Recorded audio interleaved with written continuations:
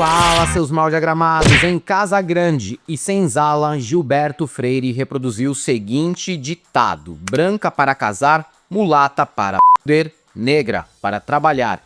No decorrer do livro, Freire trata de estupro como intercurso sexual, um evento no qual o sadismo do conquistador branco se encontraria com um hipotético masoquismo da mulher indígena e negra. Por trás da prosa autoindulgente de Freire, com seus floreios estilísticos e cinismo diante da brutalidade da conquista portuguesa, se esconde o óbvio: o Brasil foi construído em cima da barbarização de pessoas escravizadas e das mulheres. Mas eu não quero recuar tanto assim no tempo. Voltemos apenas 50 anos atrás. Vamos tratar de alguns casos notórios envolvendo figuras públicas. A partir dos anos 70, a violência letal contra mulheres no Brasil começou a ganhar publicidade e contornos políticos mais nítidos, quando alguns casos emblemáticos romperam o silêncio social em torno do que antes era tratado como crime passional. A expressão, usada durante décadas para suavizar assassinatos cometidos por maridos, namorados e ex-companheiros, escondia um dado central: mulheres eram mortas não por um tal de excesso de amor, mas por controle, posse e muito ódio. Várias canções populares da época refletem a aceitação social dessa relação entre amor em excesso e morte. Teve Se Te Agarro com Outro, Te Mato, do Sidney Magal, e teve também Piranha, do Bezerra da Silva. De todo modo, fazer a história dos casos mais notórios de feminicídio no país é também a história da lenta tomada de consciência de que essas mortes não eram acidentes morais, mas um padrão estrutural de violência de gênero. Um dos casos mais simbólicos desse período ocorreu em 1976. O assassinato de Ângela Diniz. Socialite conhecida no Rio de Janeiro e Belo Horizonte, Ângela foi morta com 4 tiros pelo companheiro Doca Street, em uma casa na Praia dos Ossos, na cidade de Búzios. A defesa de Doca apelou para a tese da legítima defesa da honra, argumento que transformava o comportamento da vítima em justificativa para o crime. Em seu primeiro julgamento, o assassino recebeu uma pena branda, causando indignação nacional.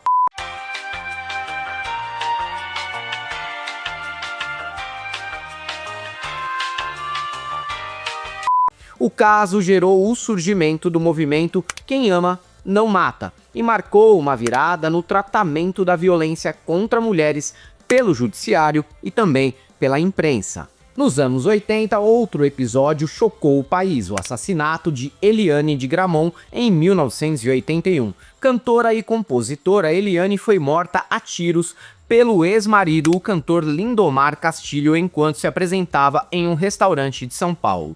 O crime não só evidenciou a vulnerabilidade das mulheres, mesmo em espaços públicos, como também reforçou a percepção de que o fim de uma relação nem sempre significava o fim do risco.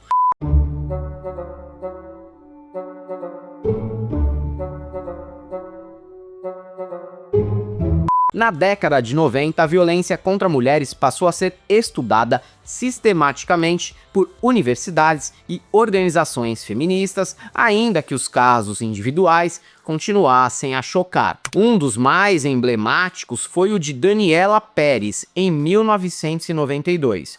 Filha da autora de novelas Glória Pérez, Daniela foi assassinada pelo colega de trabalho Guilherme de Pádua e sua esposa, Paula Tomás. O caso ganhou enorme repercussão por envolver pessoas conhecidas da televisão e por sua brutalidade. Mais do que um crime isolado, ele evidenciou o risco que mulheres enfrentam em ambientes profissionais marcados por assédio, obsessão e rejeição. O destino do assassino vocês conhecem: pastor da Lagoinha e bolsominion. Isso diz muito do nosso atoleiro político e ético atual. Felizmente, ele foi de base antes de virar deputado pelo PL. Morreu agorinha. Nos anos 2000, um caso fundamental para a consolidação do conceito jurídico de feminicídio foi o de Maria da Penha Maia Fernandes. Em 1983, ela sofreu 2 tentativas de assassinato por parte do marido, ficando paraplégica. O processo arrastou-se por quase 2 décadas e levou sua denúncia à Comissão Interamericana de Direitos Humanos da OEA. Como consequência, em 2006, foi aprovada a Lei Maria da Penha, um marco no enfrentamento à violência doméstica. Embora Maria da Penha tenha sobrevivido, seu caso se tornou referência obrigatória na história dos feminicídios por ter transformado a estrutura legal de proteção às mulheres. Nem preciso aqui falar que o Brasil Paralelo e o tecladista fracassado e Red Pill Palmole Ricardo Feltrin fazem parte do grotesco movimento de revisionismo da história de Maria da Penha. Já nos anos 2010, o Brasil passou a nomear oficialmente o problema. Em 2015, o feminicídio foi tipificado como qualificadora do crime de homicídio. Nesse período, casos como o de Mércia Nakashima, assassinada em 2010 pelo ex-namorado policial militar Misael Bisco, chocaram pela combinação de violência, poder institucional e tentativa de destruição de provas. Outro episódio marcante foi o de Elisa Samúdio, morta em 2010 após se envolver com o goleiro Bruno. Grávida e em disputa judicial pela paternidade do filho, Elisa foi assassinada de forma brutal em um caso que escancarou a violência contra mulheres em contextos de fama, dinheiro e cumplicidade masculina. E chegamos a 2025. O estado de São Paulo bate recorde em feminicídios. Em Brasília, um soldado esfaqueia a cabo Maria de Lourdes Freire Matos e logo após incendeia a sala onde ocorreu o crime com o corpo da vítima dentro. Em outro caso, Tainara Souza Santos foi arrastada por quase 1 quilômetro embaixo de um carro. Tainara teve as 2 pernas amputadas. Ela continua internada na UTI do Hospital das Clínicas, sedada e em estado grave. Ao longo dessas décadas, o que se vê é um padrão que se repete, com variações de classe, região e contexto. Mulheres assassinadas por homens que não aceitam perda de controle. A trajetória desses casos transformou a percepção social e jurídica do problema, mas não o erradicou. O feminicídio deixou de ser tratado como drama privado e passou a ser reconhecido como questão pública, social e política. Sei que muita gente que chegou até aqui no vídeo não apenas se lembrou dos casos midiáticos, mas também encarou as próprias feridas como sobrevivente ou até mesmo reviu relações familiares do passado que antes pareciam tão perfeitas e até ingênuas, mas que agora percebe que havia algo de estranho no casamento, sei lá, do vovô com a vovó. A sacrossanta família tradicional nem sempre precisou de tretas homéricas para se sustentar na base da violência. Na verdade, o silêncio sempre foi o grande aliado do abuso sistemático. No último fim de semana, tivemos inúmeras manifestações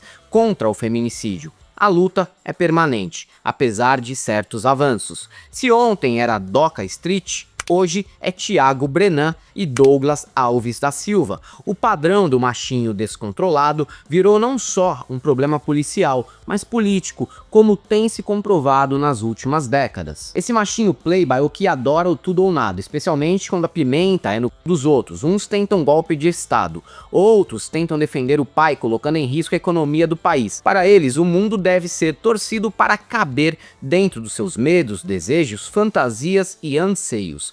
Eu vou mudar minha conduta. Eu já estou para o tudo ou nada. Eu quero que o pessoal da Suprema Corte me veja como um radical. E eu não vou parar. Mais uma vez, não tenho, né? Eu acho engraçado, às vezes a imprensa noticiando como se eu mandasse alguma coisa de algum secretário do presidente Trump ou do próprio presidente Trump. Eu não tenho poder da caneta. Essas pessoas são muito mais inteligentes do que eu, têm muito mais experiência e vivência de vida do que eu. Agora, naquilo que abre oportunidade para que eu entre, pode ter certeza. A liberdade para esses caras é só um desejo de descarregar seus piores impulsos sem prestar contas para ninguém, ainda mais se os afetados são vistos como mais fracos. Quando Bolsonaro articulou seu golpe, o que se via não era uma operação racional, mas a criação de uma espécie de mitologia na qual eles, antes de todos, são indispensáveis e infalíveis. E nesse caso, a cabeça do fascista é a mesma do feminicida. O processo que levou à condenação do mito mostra exatamente isso. Um homem que confundiu o país com seu círculo íntimo, o governo com seu clã e as forças armadas com uma espécie de condomínio ideológico onde generais funcionariam como porteiros com tanques. Um simulacro de líder que se tornou dependente da própria falsificação, como alguém que passa a acreditar no próprio personagem. Bolsonaro não caiu porque mentiu, caiu porque precisou acreditar nas próprias mentiras e não segurou a onda do papel. Normas sociais, regras, leis, respeito pelo outro e por tudo aquilo que é diverso parecem comunismo e totalitarismo, pois funcionam como avisos da realidade de que a fantasia pessoal do machinho não encontra respaldo no mundo. E nesse momento de choque diante do real, o machinho se desespera. Sua fantasia tenta dobrar o mundo, e aí ele mata, ele golpeia. Nossa crise passa por uma revolta terraplanista generalizada. Quem se considerava o centro do universo ficou chateado em não ser mais o macaco alfa do bando. A coisa chegou ao ponto tão absurdo que até seriado sobre super-heróis parece documentário ou futurologia. Homelander em The Boys tem a psicologia narcisista e pervertida que pode ser encontrada não só em Trump, mas em qualquer machinho que aparece todo dia nos noticiários. Para eles, a mentira não é uma estratégia, e sim uma necessidade psíquica. São subjetividades vazias, viciadas não em atos, mas em adulação. E por isso mesmo, todo o discurso deles não passa pela tentativa de convencer, mas de emocionar. Por isso a devoção em torno de figuras como essas. Bolsonaro não é um Cristo crucificado, ele é um merdão, assim como Homelander em The Boys. Ambos viciados em leite, um em leite materno e o outro em leite condensado. E algumas outras figuras ainda são viciadas em leite paterno. E ambos vivam de ilusão de que são figuras necessárias para impedir o colapso do mundo, quando o único colapso que temem é o da própria imagem ou do intestino. Homelander exige aplausos. Bolsonaro exige devoção canina. Ambos são criaturas das redes sociais. Ambos humilham e desprezam seguidores. E daqui a pouco os primeiros clientes, truculência e tudo, e nós ali sentados, foi feia a coisa. Eu tô com o braço ardendo ainda, meu olho, agora que melhorou, mas foi complicada a coisa ali. Senhor presidente, nós estamos contigo, viu? Tá de brinco? São monarcas em um reino de pura emoção barata e reação impensada. Disparar laser com os olhos ou ser presidente da república não faz diferença. Daí a eterna fragilidade deles. Homelander chora quando não é amado. Bolsonaro desmorona quando suas bravatas não encontram eco nas instituições comunistas. É o mesmo olhar que se pode ver quando violentos, feminicidas, são presos, e vocês já devem ter notado isso. Mas de onde surgiu tantos arrombados que transitam entre a pompa do poder masculino e a choradeira quando são derrotados? Existe, na verdade, uma crise da figura paterna, da autoridade e das formas de poder simbólico tradicionais. Mais do que o enfraquecimento de um modelo familiar, trata-se de uma reconfiguração estrutural das formas de constituição de cada um de nós. O pai moderno, concebido como eixo da lei, da ordem e da transmissão simbólica, perde centralidade em um cenário marcado pelo colapso das hierarquias históricas, pela emergência dos movimentos feministas e pela crescente exposição das dinâmicas de violência naturalizadas no interior da família patriarcal. O que aconteceu é que nosso ideal de democracia, com suas leis, normas e políticas que buscam ser criadas a partir do debate e participação política universal, o que é quase uma utopia, mas é a ideologia dominante, solapa o poder paterno individual e arbitrário. Estamos diante de uma crise que não é apenas sociológica, mas também psíquica e política, naturalmente. Aí, a psicanálise pode nos ajudar e muito. Para Jacques Lacan, a figura do pai não se reduz à presença física ou à função biológica.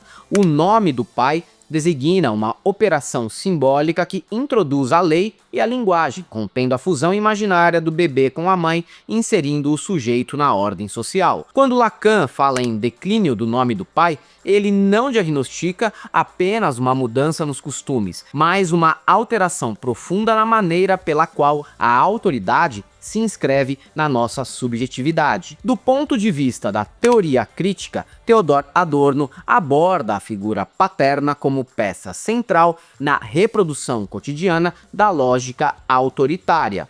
Em seus estudos sobre a personalidade autoritária, ele mostra como a família funciona como um microcosmo do Estado. A obediência exigida pelo pai prepara o indivíduo para obedecer à burocracia, ao líder político, às instituições. A disciplina doméstica não é neutra, ela molda afetos, medos e padrões de identificação. Quando esse modelo entra em desgaste, não há um desaparecimento do desejo por autoridade, mas sua migração para formas mais difusas e espetaculares de liderança. A chamada crise do masculino surge justamente nesse ponto de ruptura entre o que já não se sustenta e o que ainda não foi simbolicamente substituído. O ideal do homem provedor, emocionalmente contido, violento quando necessário e soberano no espaço doméstico, perde legitimidade sob o impacto do feminismo. O feminismo revela não apenas a injustiça estrutural do patriarcado,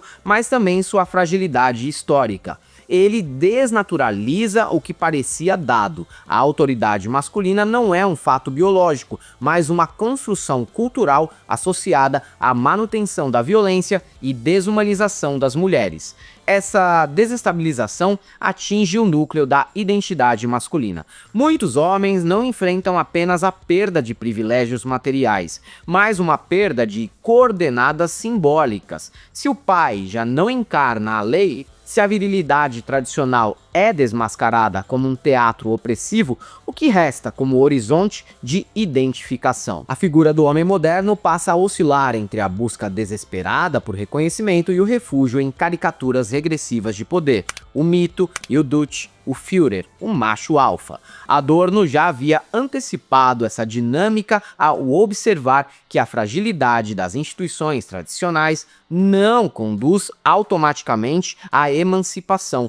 Pelo contrário, o vazio simbólico frequentemente produz uma intensificação do autoritarismo. A insegurança identitária cria terreno fértil para lideranças que oferecem narrativas simplificadoras, inimigos externos e promessas de restauração da ordem perdida. Não se trata apenas de política, mas de uma lógica afetiva. A nostalgia do pai forte se transforma em adesão ao líder supostamente forte. O feminismo, nesse contexto, torna-se um ponto de condensação das ansiedades masculinas. Ele é frequentemente acusado de destruir a família ou destruir o homem, quando, na realidade, ele apenas torna visível uma estrutura que sempre foi sustentada pela violência e pelo medo. A crítica feminista não cria a crise, ela rompe o pacto de silêncio que mascarava sua existência. Essa reação é visível no crescimento de discursos que tentam restaurar uma masculinidade autêntica, natural ou tradicional.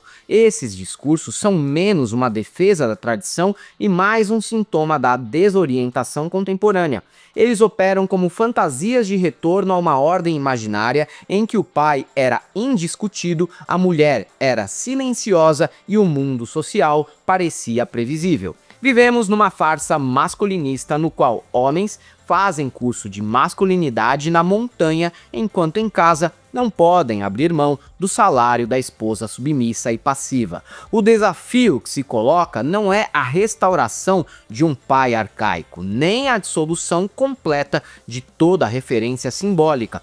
O que está em jogo é a possibilidade de pensar formas de autoridade que não sejam sinônimo de dominação. Um pai que não funda a lei pela violência, mas pela mediação. Uma masculinidade que não dependa da exclusão do feminino. Uma ordem simbólica que não precise do medo para se sustentar. Lacan e Adorno, cada um a seu modo, apontam para a mesma tensão. A modernidade não destrói a autoridade, mas a coloca sob suspeita.